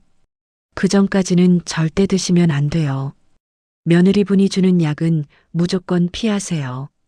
그럼 어떻게 해? 모른 척 하세요. 평소처럼 행동하시고 약은 몰래 버리세요. 절대 의심받으면 안 돼요. 혜수는 고개를 끄덕였지만 손은 계속 떨리고 있었어요. 말순이 혜순의 손을 꼭 잡았습니다. 혜순아, 괜찮아. 우리가 다 지켜줄게. 고마워. 혜순은 겨우 말을 꺼냈습니다. 도윤이 다시 입을 열었어요. 이모, 한 가지 더 여쭤볼게요. 며느리분 과거에 대해 아시는 게 있어요? 글쎄, 민재가 만났을 때는 병원에서 일하고 있었대. 그전엔 요양원에서 일했다고 했고, 혜순의 말이 끝나기도 전에 도윤과 말순의 얼굴이 굳어졌습니다. 요양원이요? 응. 민재 말로는 몇 년 전에 요양원 일을 그만뒀다고. 도윤은 재빨리 수첩에 메모를 했어요. 펜을 쥔 손에 힘이 들어가 있었습니다. 이모, 혹시 며느리분이 해외에 나가 있었던 적 있어요? 응. 결혼 전에 1년쯤 해외에 있었대. 어디였더라? 동남아였나? 도윤은 계속 메모했습니다. 표정은 점점 더 심각해요. 이모, 정말 조심하세요. 지금부터 제가 말씀드리는 거 꼭 지켜주셔야 해요. 도윤의 목소리는 단호했습니다. 며느리분이 주는 음식이나 음료도 조심하세요. 가능하면 직접 만드신 걸 드시고요. 알았어. 그리고 절대 혼자 있지 마세요. 항상 민재 씨랑 같이 계시거나 아니면 저희한테 연락하세요. 혜수는 고개를 끄덕였습니다. 하지만 눈에는 공포가 가득했어요. 도윤아, 만약 정말 은하가 그런 사람이라면 민재는 어떻게 해? 혜순의 목소리가 떨렸습니다. 이모, 일단 증거를 확보해야 해요. 그래야 아드님도 설득할 수 있어요. 민재가 믿을까? 아들은 아내를 너무 믿는데. 말순이 끼어들었어요. 혜순아, 지금은 민재 생각도 중요하지만 내 안전이 먼저야. 알겠지? 응, 알아. 혜순은 고개를 숙였습니다. 눈물이 볼을 타고 흘러내렸어요. 도윤이 일어섰습니다. 이모, 제가 최대한 빨리 조사해 볼게요. 그동안 정말 조심하세요. 고마워, 도윤아. 천만에요. 엄마, 이모 좀 잘 부탁드려요. 그래, 걱정 마. 도윤은 서류를 챙겨 공원을 떠났습니다. 뒷모습에서 긴장감이 느껴졌어요. 혜순과 말순만 벤치에 남았습니다. 혜순아, 괜찮아? 모르겠어. 머리가 너무 복잡해. 일단 집에 가. 평소처럼 행동해야 해. 응, 그래야겠지. 혜수는 천천히 일어났습니다. 다리에 힘이 없어 비틀거렸어요. 말순이 재빨리 부축했습니다.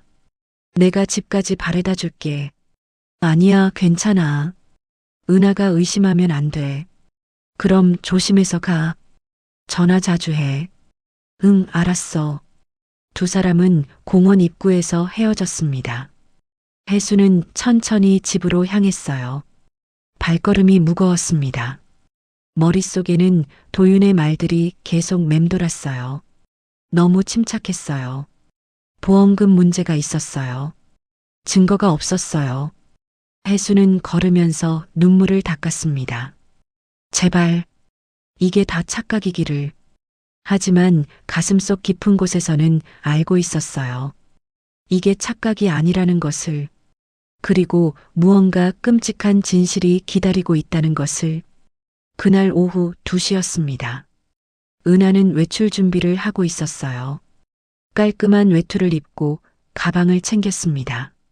어머님, 저장 보러 다녀올게요. 2시간 정도 걸릴 것 같아요. 은하가 밝은 목소리로 말했습니다. 혜수는 소파에 앉아 고개를 끄덕였어요. 그래, 다녀와. 저녁에 갈비찜 만들어 드릴게요. 어머님 좋아하시잖아요. 응, 고마워. 혜수는 억지로 웃으며 대답했습니다. 하지만 손은 무릎 위에서 떨리고 있었어요. 은하는 현관문을 열고 나갔습니다. 쿵! 문이 닫히는 소리가 울렸어요. 혜수는 그 자리에 앉아 숨을 죽이고 있었습니다. 심장이 빠르게 뛰었어요. 1분, 2분, 3분. 시간이 천천히 흘렀습니다. 혜수는 조심스럽게 현관으로 다가갔어요. 문 앞에 서서 귀를 기울였습니다.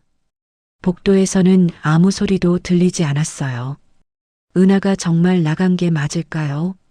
혜수는 문구멍으로 밖을 살펴봤습니다. 복도는 텅 비어 있었어요. 지금이야. 혜수는 중얼거리며 돌아섰습니다. 발걸음을 옮겼지만 다리가 후들후들 떨렸어요. 은하의 방 앞에 섰습니다. 문손잡이를 잡은 손이 땀으로 축축해졌어요. 가슴이 조여오는 것 같았습니다. 정말 들어가야 하나? 혜수는 망설였습니다. 며느리 방을 몰래 뒤진다는 것 자체가 양심에 걸렸어요. 하지만 도윤의 말이 떠올랐습니다. 증거가 필요해요. 혜수는 깊게 숨을 들이마셨습니다. 그리고 천천히 문을 열었어요. 방문이 소리 없이 열렸습니다. 은하의 방은 깔끔했어요. 침대는 정돈되어 있었고 책상 위에는 아무것도 놓여 있지 않았습니다. 창문으로 들어오는 햇살이 방을 밝게 비추고 있었죠. 혜수는 천천히 방 안으로 들어갔습니다. 발소리가 나지 않도록 조심스럽게 걸었어요. 책상 서랍을 먼저 열어봤습니다.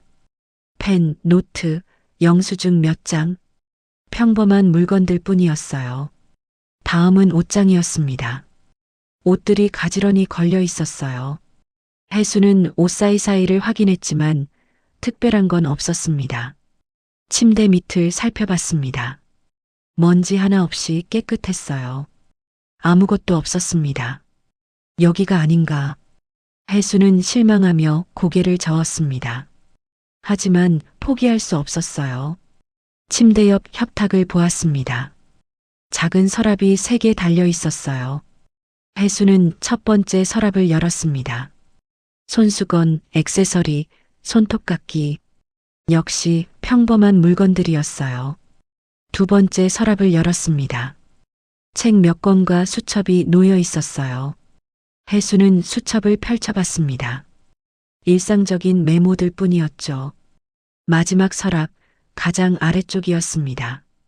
혜수는 손을 뻗어 서랍을 당겼어요. 그런데 잘 열리지 않았습니다. 이상하네. 서랍이 뭔가에 걸려 있는 것 같았어요. 혜수는 좀 더 힘을 주어 당겼습니다. 끽. 서랍이 천천히 열렸어요. 그 순간 혜순의 숨이 멎었습니다. 서랍 안에는 여러 장의 서류가 가지런히 정리되어 있었어요. 혜수는 떨리는 손으로 서류를 하나씩 꺼냈습니다. 첫 번째 서류, 생명보험 계약서였어요. 계약자는 민재, 피보험자도 민재였습니다. 하지만 수익자 란에는 은하의 이름이 적혀 있었어요. 보험 금액은 5억이었습니다. 혜순의 손이 떨렸어요. 서류를 내려놓고 다음 것을 집어들었습니다. 또 다른 보험 계약서였어요. 이것도 민재 명의였고 수익자는 은하였습니다. 보험 금액은 3억. 세 번째, 네 번째 서류도 모두 같았어요. 모두 민재 명의의 보험이었고 수익자는 전부 은하였습니다. 이게 대체 혜수는 입술을 깨물었습니다. 눈물이 흘러내렸어요. 서류 아래에는 작은 약통 몇 개가 놓여 있었습니다. 혜수는 약통을 집어들었어요. 라벨이 모두 벗겨져 있었습니다. 무슨 약인지 알 수 없었어요. 약통을 흔들어 보니 안에서 알약들이 딸그락거렸습니다. 뚜껑을 열어 냄새를 맡았어요. 그 쌉싸름하고 화학적인 냄새. 며칠 전 몰래 감춘 갈색 알약과 똑같은 냄새였습니다. 혜수는 약통을 꼭 쥐었어요. 손이 바들바들 떨렸습니다. 서류 더미 밑에 또 다른 종이가 있었어요. 혜수는 조심스럽게 꺼냈습니다. 은하의 과거 근무 서류였어요. 성심요양원 간호조무사 김은하, 근무기간 2019년 3월부터 2020년 6월까지. 혜순의 눈이 커졌습니다. 5년 전이었어요. 도윤이 말했던 그 시기와 정확히 일치했습니다. 다음 서류는 출입국 기록이었어요. 2020년 7월 출국, 필리핀. 2021년 8월 입국. 1년 넘게 해외에 있었던 거예요. 사건 직후 사라졌다는 도윤의 말과 맞아떨어졌습니다. 혜수는 서류를 보며 온몸이 얼어붙는 것 같았어요. 이럴 수가. 모든 퍼즐이 맞춰지고 있었습니다. 요양원 사건, 갑작스러운 해외 도피, 그리고 귀국 후 민재와의 만남. 완벽하게 계획된 것처럼 보였어요. 혜수는 주저앉고 싶었지만 참았습니다. 서류를 다시 정리해야 했어요. 은하가 눈치채면 안 됐으니까요. 하지만 손이 너무 떨려서 제대로 정리가 되지 않았습니다. 진정해. 진정해야 해. 혜수는 스스로에게 말했습니다. 깊게 숨을 쉬며 마음을 가라앉히려 했어요. 몇 분 후 간신히 서류들을 원래대로 정리했습니다. 서랍을 닫고 방을 나왔어요. 거실 소파에 주저앉았습니다. 온몸에 힘이 빠졌어요. 손은 계속 떨리고 있었고 눈에서는 눈물이 멈추지 않았습니다. 민재, 우리 민재가. 혜수는 얼굴을 두 손으로 감쌌습니다. 흐느끼는 소리가 빈집에 울려 퍼졌어요. 아들이 위험하다는 것을 이제 확실히 알았습니다. 은하는 민재를 사랑해서 결혼한 게 아니었어요. 보험금을 노리고 접근한 거였습니다. 어떻게 이럴 수가. 혜순의 가슴이 찢어지는 것 같았어요. 그때 핸드폰이 울렸습니다. 혜순은 떨리는 손으로 전화를 받았어요. 여보세요. 이모, 저 도윤이에요. 도윤아. 이모, 괜찮으세요? 목소리가 이상한데. 나, 방금, 은하방에 다녀왔어. 혜순의 목소리는 떨리고 있었습니다. 뭘 찾으셨어요? 보험 계약서가 여러 장, 다 민재 명이고 수익자는 전부 은하야. 전화 너머로 도윤의 숨소리가 거칠어졌어요. 이모, 지금 혼자 계세요? 응. 은하는 장 보러 나갔어. 당장 집 나오세요. 제가 데리러 갈게요. 아니야. 은하가 돌아오면 의심할 거야. 이모, 지금은 안전이 우선이에요. 도윤의 목소리는 단호했습니다. 알았어. 나갈게. 혜수는 전화를 끊었습니다. 재빨리 외투를 입고 가방을 챙겼어요. 현관문을 열려는 순간이었습니다. 복도에서 발소리가 들렸어요. 혜순의 심장이 멎는 것 같았습니다. 발소리는 점점 가까워지고 있었어요. 초인종이 울렸습니다. 딩동. 어머님, 저예요. 잠깐 다녀왔어요. 은하의 목소리였습니다. 혜수는 문 앞에서 얼어붙었어요. 손에 든 가방이 바닥에 떨어졌습니다. 어머님? 계세요? 은하가 다시 불렀습니다. 혜수는 떨리는 손으로 문을 열었어요.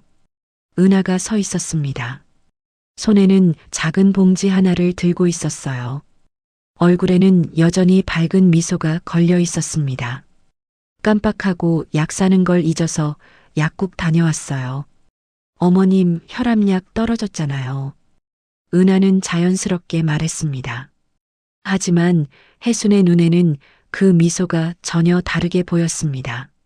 차갑고 계산적이고 무서운 미소로 느껴졌어요. 아, 그래. 고마워. 혜수는 겨우 말을 꺼냈습니다. 어머님, 외출하시려고 했어요? 은하가 혜순의 외투를 보며 물었습니다. 눈빛이 예리해졌어요. 아, 응. 잠깐 산책하려고. 제가 같이 갈까요? 아니야, 괜찮아. 혼자 다녀올게. 혜수는 서둘러 대답하며 현관문을 나섰습니다. 뒤에서 은하가 지켜보고 있었어요. 그 시선이 등을 따갑게 찔렀습니다. 사흘이 지났습니다. 혜수는 집에서 은하와 함께 지내고 있었지만 마음은 늘 긴장 상태였어요. 매 순간이 두려웠습니다. 그날 오후 5시 거실이었습니다. 은하가 주방에서 차를 준비하고 있었어요. 따뜻한 차 향기가 거실까지 퍼졌습니다. 어머님, 대추차 끓였어요. 드셔야 돼요. 은하가 쟁반을 들고 나왔습니다. 찻잔에서 김이 모락모락 올라오고 있었어요. 혜수는 소파에 앉아 텔레비전을 보는 척하고 있었습니다. 하지만 은하의 움직임을 계속 주시하고 있었죠. 고마워. 여기 놔둬. 혜순이 가볍게 말했습니다. 어머님, 지금 드세요. 식으면 맛없어요. 은하의 목소리가 평소보다 강했습니다. 미소는 지고 있었지만 눈빛이 날카로웠어요. 응, 조금 있다가 마실게. 어머님, 은하는 찻잔을 혜순 앞으로 더 가까이 밀었습니다. 요즘 건강관리 잘 안 하시는 것 같아요. 약도 제대로 안 드시고. 아니야, 잘 먹고 있어. 혜수는 애써 평온한 표정을 지었습니다. 하지만 속으로는 심장이 미친 듯이 뛰고 있었어요. 정말요? 전 어머님이 약을 몰래 버리시는 것 같던데요. 은하의 말에 혜순의 몸이 굳었습니다. 무슨 소리야? 내가 왜? 쓰레기통에서 약 봉지를 봤어요. 어머님 약이랑 똑같던데. 은하는 여전히 미소를 짓고 있었지만 그 미소는 차갑게 느껴졌어요. 혜수는 침을 삼켰습니다. 등에서 식은땀이 흘러내렸어요. 그건 실수로 떨어뜨린 거야. 매일 실수하시나요? 은하의 목소리에 날카로움이 더해졌습니다. 두 사람 사이에 긴장감이 흘렀어요. 공기가 무겁게 가라앉았습니다. 은하야. 혜순이 조심스럽게 입을 열었습니다. 네, 어머님. 너, 나한테 무슨 감정이라도 있니? 무슨 말씀이세요? 은하의 표정이 미세하게 변했습니다. 눈썹이 살짝 올라갔어요. 아니야. 그냥 요즘 내가 좀 달라진 것 같아서. 저는 항상 똑같아요. 어머님을 위해서 최선을 다하고 있어요. 은하는 찻잔을 다시 한번 밀었습니다. 그러니까 이거 드세요. 어머님 건강을 위해서예요. 혜수는 찻잔을 바라봤습니다. 투명한 갈색 액체가 잔에 가득 담겨 있었어요. 대추 향이 났지만 뭔가 다른 냄새도 섞여 있는 것 같았습니다. 조금 있다가 마실게. 지금은 배가 불러서. 어머님, 은하의 목소리가 더욱 단호해졌습니다. 꼭 드셔야 돼요. 안 그러면 건강이 나빠질 수 있어요. 은하야, 나 정말 괜찮아. 어머님, 제 말 안 들으실 거예요? 은하가 한 걸음 다가왔습니다. 혜수는 무의식적으로 뒤로 물러났어요. 그때 현관 초인종이 울렸습니다. 딩동. 두 사람 모두 멈췄어요. 은하의 표정이 굳어졌습니다. 누구지? 은하가 중얼거리며 현관으로 향했습니다. 인터폰 화면을 확인했어요. 말순 이모님이네요. 은하는 문을 열었습니다. 말순이 밝게 웃으며 들어왔어요. 안녕하세요, 은하 씨. 혜순이 있어요? 네, 거실에 계세요. 말순이 거실로 들어왔습니다. 혜순을 보자 안도의 표정을 지었어요. 혜순아, 오늘 날씨 좋던데 산책 안 갈래? 말순의 목소리는 밝았지만 눈빛은 심각했습니다. 응, 좋아. 나갈게. 혜수는 재빨리 일어났습니다. 은하가 끼어들었어요. 어머님, 차 드시고 가세요. 아니야, 괜찮아. 나중에 마실게. 혜수는 서둘러 외투를 입었습니다. 은하는 두 사람을 번갈아 바라봤어요. 표정에는 의심이 가득했습니다. 그럼 다녀오세요. 은하는 문을 열어주었지만 눈빛은 차가웠어요. 두 사람이 아파트를 나서자 혜수는 깊게 숨을 내쉬었습니다. 말순아, 고마워. 내가 안 왔으면. 괜찮아. 도윤이가 연락해서 왔어. 혜순이 내가 위험하다고. 두 사람은 빠르게 걸었습니다. 아파트 단지를 벗어나 근처 공원으로 향했어요. 벤치에 앉자 혜수는 온몸에 긴장이 풀리며 눈물을 흘렸습니다. 너무 무서워. 매일매일이 지옥 같아. 혜순아, 이제 집에 돌아가면 안 돼. 도윤이가 안전한 곳 마련했어. 하지만 민재가 아직 집에 있는데 도윤이가 민재 씨도 설득할 거야. 걱정 마. 말순이 혜순의 어깨를 감싸 안았습니다. 같은 시각 아파트에서는 은하가 혼자 서 있었어요. 거실 테이블 위에 놓인 찻잔을 바라보며 그녀의 표정이 일그러졌습니다. 감히. 은하는 찻잔을 집어들었습니다. 그리고 주방 싱크대에 내용물을 부어버렸어요. 휴대폰을 꺼내 메시지를 확인했습니다. 새 메시지가 하나 와 있었어요. 들켰을 가능성 높음. 조심하세요. 은하는 메시지를 읽고 휴대폰을 던져버렸습니다. 소파에 떨어진 휴대폰이 튕겨나갔어요. 이제 와서 조심하라고? 그녀는 창밖을 바라봤습니다. 저 멀리 공원 쪽을 응시했어요. 아직 끝나지 않았어.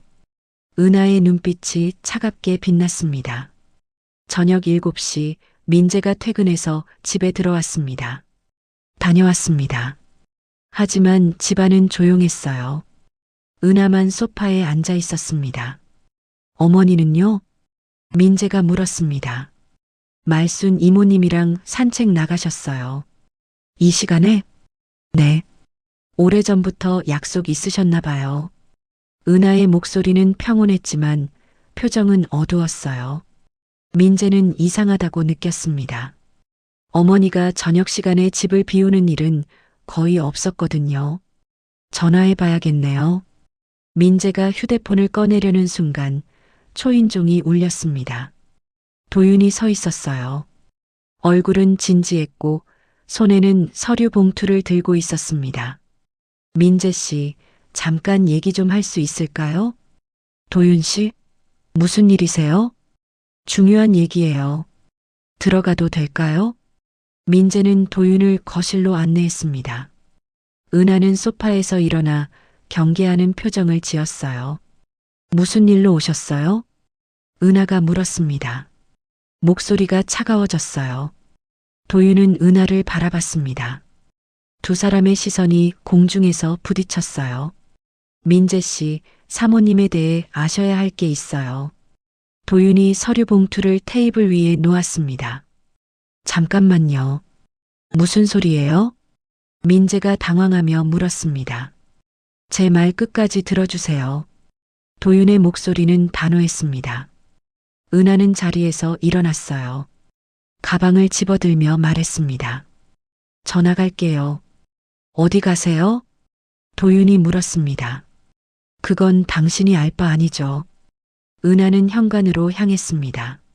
하지만 도윤이 앞을 막아섰어요. 지금 나가시면 안 됩니다. 비켜주세요. 당신이 누군지 알아요.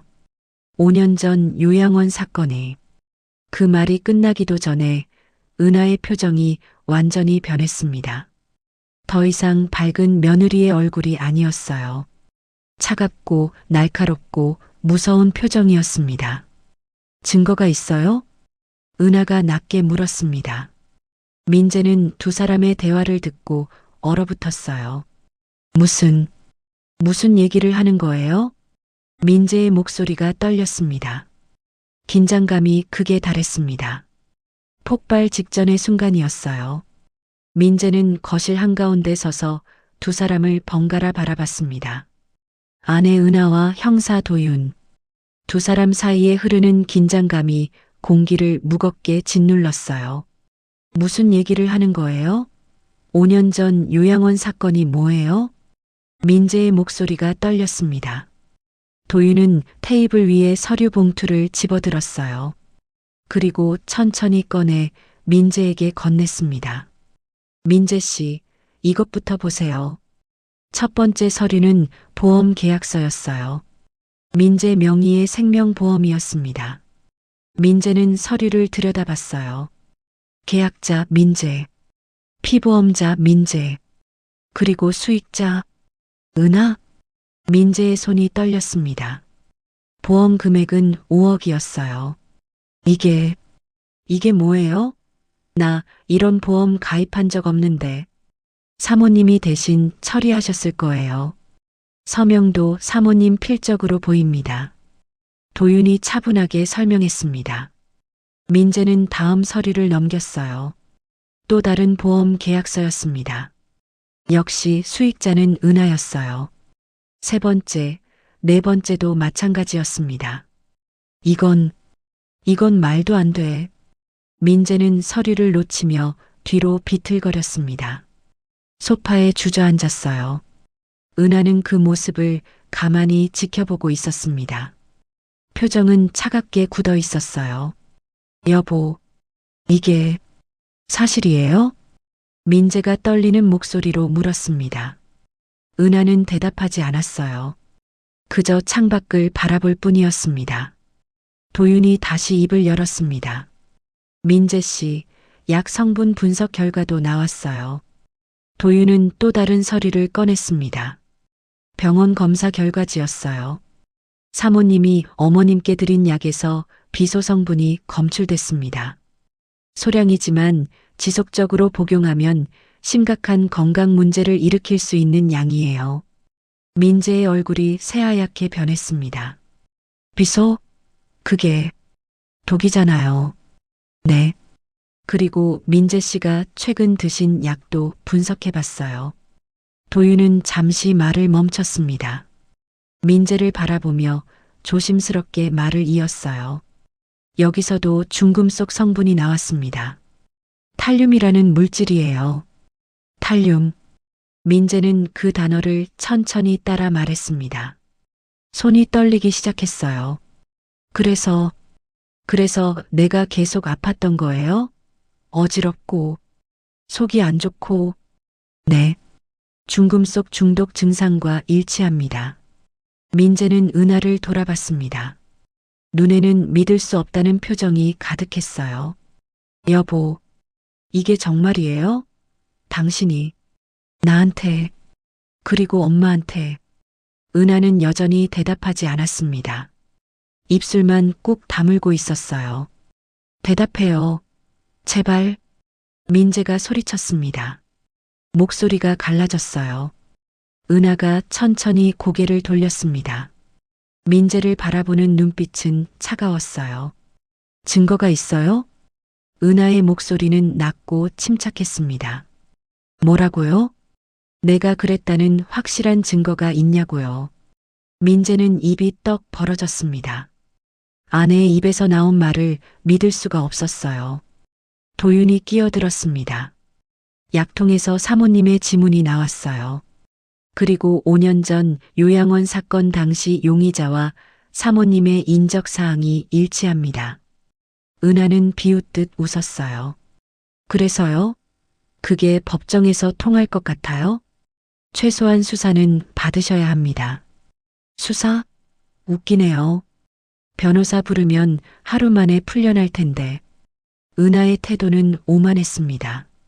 더 이상 착한 며느리의 모습은 어디에도 없었어요. 민재는 그 모습을 보며 무너져 내렸습니다.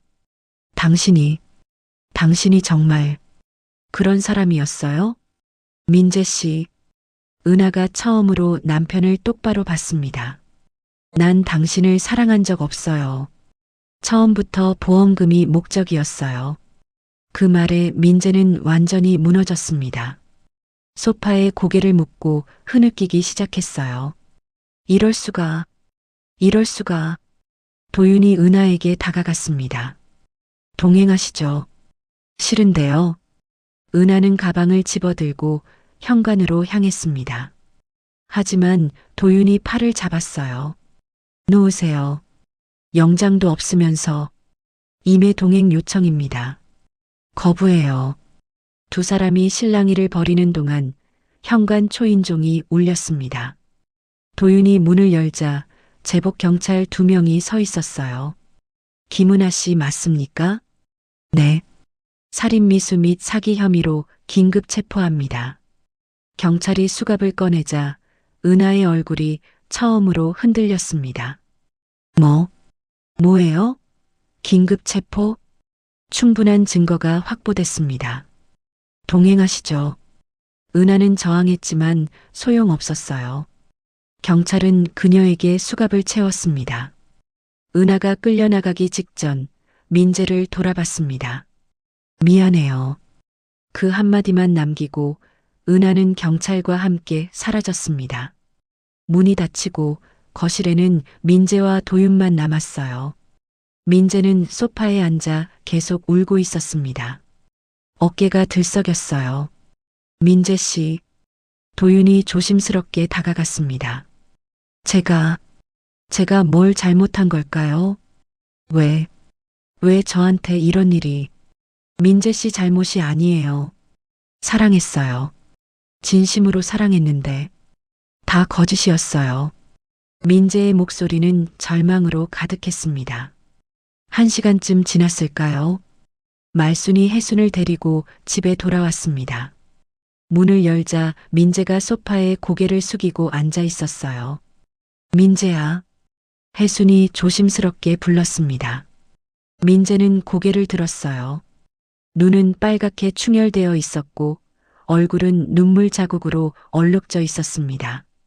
엄마. 민재가 떨리는 목소리로 불렀습니다. 민재야, 미안해. 엄마가 미리 알았어야 했는데. 아니에요. 엄마 잘못 아니에요. 민재는 일어나 혜순에게 다가갔어요. 그리고 어머니를 꼭 껴안았습니다. 엄마, 나 어떻게 해야 돼요? 괜찮아. 다 지나갈 거야. 혜순은 아들의 등을 쓰다듬었습니다. 자신도 눈물을 흘리며 도윤이 조용히 말했습니다. 민재 씨, 병원 가셔야 해요. 중금속 해독 치료 받으셔야 합니다. 네, 알겠어요. 민재는 고개를 끄덕였지만 눈빛은 초점을 잃은 듯 했어요. 그날 밤 병원 응급실이었습니다. 민재는 침대에 누워 링거를 맞고 있었어요. 혜수는 옆에 앉아 아들의 손을 잡고 있었습니다. 의사 선생님 말로는 조기에 발견해서 다행이래. 완전히 회복할 수 있대. 혜순이 조용히 말했습니다. 엄마는요? 엄마도 검사 받으셨어요? 응, 나도 받았어. 나도 괜찮을 거래. 다행이다. 민재는 눈을 감았습니다. 눈가에 눈물이 맺혔어요. 엄마, 나 정말 아무것도 몰랐어요. 은하가 그런 사람인 줄 알아. 다 알아. 어떻게 사람이 그럴 수가 있어요. 민재의 목소리가 다시 떨렸습니다. 혜수는 아들의 손을 더 꽉 잡았어요. 이제 끝났어. 다시는 그런 일 없을 거야. 엄마, 미안해요. 엄마 말 안 듣고, 엄마를 의심하고, 괜찮아. 내가 혼란스러웠던 거 엄마가 다 이해해. 두 사람은 한참 동안 말없이 있었습니다. 창밖으로는 밤이 깊어가고 있었어요. 복도에서는 말순과 도윤이 서서 대화하고 있었습니다. 이제 어떻게 되는 거야? 말순이 물었습니다. 수사가 진행될 거예요. 증거가 충분하니까 기소는 확실할 거예요. 그 여자 처벌받겠지? 네. 하지만 도윤은 말을 멈췄습니다. 뭐? 직접적인 살인 증거는 없어요. 살인 미수와 사기, 문서 위조 정도로 처벌받을 거예요. 그럼 언젠가 나올 수도 있다는 거야? 말순의 목소리에 불안이 섞였습니다. 그럴 수도 있어요. 하지만 당분간은 안전할 거예요. 두 사람은 침묵했습니다. 병실 안에서는 혜순과 민재가 여전히 손을 잡고 있었어요. 긴 악몽 같은 시간이 끝나가고 있었습니다. 하지만 그 상처는 쉽게 아물지 않을 것 같았어요. 3개월이 흘렀습니다. 봄이 왔어요. 아파트 단지에는 벚꽃이 피어나고 있었습니다. 따뜻한 바람이 불었고 새들이 지저귀고 있었어요. 혜수는 거실 창가에 서서 밖을 바라보고 있었습니다. 얼굴에는 평온함이 깃들어 있었어요. 예전의 불안한 표정은 사라졌습니다. 엄마, 커피 드릴까요? 민재가 주방에서 나오며 물었습니다. 손에는 커피포트를 들고 있었어요. 그래, 고마워. 혜수는 소파에 앉았습니다. 민재는 커피를 2잔 따라 어머니 옆에 앉았어요. 요즘 몸은 어때? 혜순이 물었습니다. 많이 좋아졌어요. 병원에서도 거의 다 회복됐대요. 다행이다. 혜수는 안도의 한숨을 내쉬었습니다. 민재는 커피를 한 모금 마셨어요. 얼굴은 여전히 수척했지만 눈빛은 예전보다 맑아졌습니다. 엄마, 그 일 이후로 제가 엄마한테 너무 미안했어요. 무슨 소리야? 내 잘못이 아닌데. 아니에요. 엄마가 말씀하셨을 때 믿었어야 했는데 오히려 엄마를 의심했잖아요. 민재의 목소리가 떨렸습니다. 혜수는 아들의 손을 잡았어요. 민재야, 그땐 내가 혼란스러웠던 거야. 엄마가 다 이해해. 이제 그 얘기 그만하자. 하지만 민재야, 혜순의 목소리는 단호하면서도 따뜻했습니다. 우린 살아남았어. 그게 중요한 거야. 이제 앞으로 나아가야지. 민재는 고개를 끄덕였습니다. 눈가에 눈물이 맺혔어요. 엄마, 고마워요. 날 지켜줘서. 당연한 거지. 넌 내 아들인데. 두 사람은 잠시 말없이 커피를 마셨습니다. 창밖으로는 벚꽃잎이 바람에 날리고 있었어요. 재판은 어떻게 됐대요? 민재가 조심스럽게 물었습니다. 도윤이한테 들었어. 징역 10년 선고받았대. 10년. 살인미수, 사기, 문서 위조. 여러 가지로. 혜수는 한숨을 쉬었습니다. 그래도 증거가 부족해서 더 무거운 처벌은 못 받았대. 5년 전 요양원 사건은요? 그건 결국 입증이 안 됐어. 직접적인 증거가 없었으니까. 민재는 창밖을 바라봤습니다. 표정이 복잡했어요. 그 사람, 왜 그랬을까요? 돈 때문에 사람을, 그것도 사랑한다고 말한 사람을. 모르겠다. 어떤 사람들은 그냥 그렇게 태어난 거겠지. 혜순의 목소리에는 슬픔이 묻어났습니다. 그날 오후 말순이 찾아왔습니다. 혜순아, 왔어. 어서 와. 얼마만이야? 두 사람은 반갑게 포옹했어요. 말순은 비닐봉지를 들고 있었습니다. 과일 좀 사왔어. 민재 건강에 좋은 거. 고마워. 앉아. 거실 소파에 앉아 두 사람은 차를 마셨습니다. 편안한 분위기였어요. 민재는 어때? 말순이 물었습니다. 많이 좋아졌어. 몸도 마음도. 다행이다. 정말 다행이야. 말순은 안도의 표정을 지었습니다. 말순아, 너랑 도윤이 없었으면 우린 정말 큰일 날 뻔했어. 무슨 소리야? 당연한 거지. 진심으로 고마워. 혜순의 눈에 눈물이 고였습니다. 말순도 눈시울이 붉어졌어요. 혜순아, 이제 다 끝났어. 이제 편하게 살자. 응, 그래야지. 두 사람은 서로의 손을 꼭 잡았습니다. 민재가 방에서 나왔어요. 말순 이모, 안녕하세요. 민재야, 많이 좋아 보이네. 얼굴에 살도 좀 붙은 것 같고. 감사합니다. 이모님 덕분이에요. 아니야, 내가 잘 견뎌준 거지. 민재는 수줍게 웃었습니다. 저녁 시간이 되었어요. 혜수는 주방에서 저녁을 준비하고 있었습니다. 간단한 요리였지만 손길에는 정성이 담겨 있었어요. 민재가 설거지를 하고 혜수는 반찬을 정리했습니다. 두 사람은 서로 큰 말 없이 움직였지만 그 침묵은 편안했어요. 엄마, 제가 이제 요리 배울까 해요. 민재가 갑자기 말했습니다. 요리? 네. 엄마한테 맨날 해달라고만 할 순 없잖아요. 그래, 좋은 생각이네. 혜수는 웃으며 아들의 어깨를 두드렸습니다. 엄마가 가르쳐 줄게. 천천히 배우면 돼. 감사합니다. 두 사람은 함께 웃었어요. 주방에 따뜻한 웃음소리가 퍼졌습니다. 그날 밤 혜수는 혼자 베란다에 나가 있었습니다. 밤하늘에는 별이 총총했어요. 시원한 바람이 불었습니다. 혜수는 난간에 기대어 하늘을 바라봤어요. 지난 몇 달이 주마등처럼 스쳐 지나갔습니다. 두려움, 의심, 배신, 그리고 슬픔, 모든 것이 악몽 같았어요. 하지만 이제는 끝났습니다. 정말 끝났구나. 혜수는 조용히 중얼거렸습니다. 눈가에 눈물이 맺혔지만 이번엔 슬픔의 눈물이 아니었어요. 안도와 감사의 눈물이었습니다.